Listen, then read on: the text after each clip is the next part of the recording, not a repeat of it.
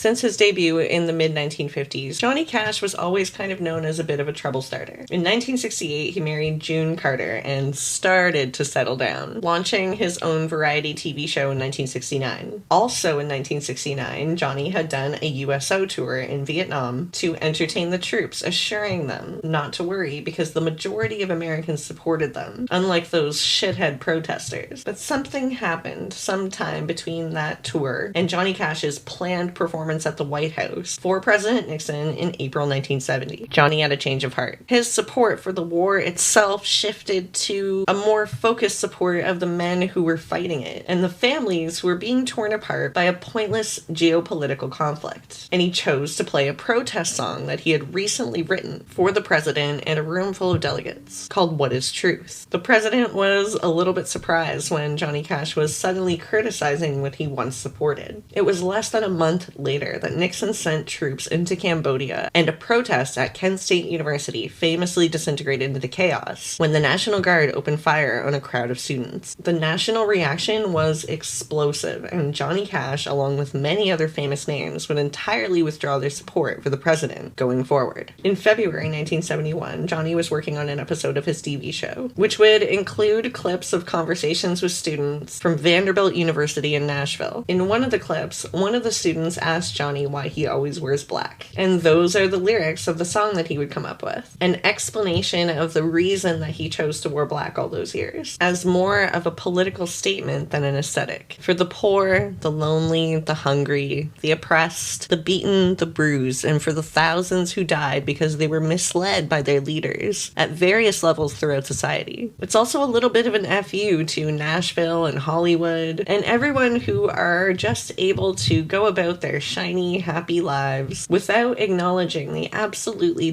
desperate place that the world was finding itself in during that moment. About a week later, he went back to Vanderbilt to do some performances for the students, which would be featured as musical segments on the show. This is where Johnny would debut Man in Black for the first time. It was so perfectly Johnny Cash, full of dignity and strength, but also defiance, beauty, and accountability. Viewers of the episode could not miss the meaning of him playing this song for draft-age students. It made a pretty bold statement, and any question of where Johnny's loyalties laid were put to rest. He was one of them now. Because for Johnny, this was a rejection of the statement that he was part of the silent majority. It was him drawing a line in the sand and agreeing to use his platform for what he really believed in. Peace, equality, and justice for everyone.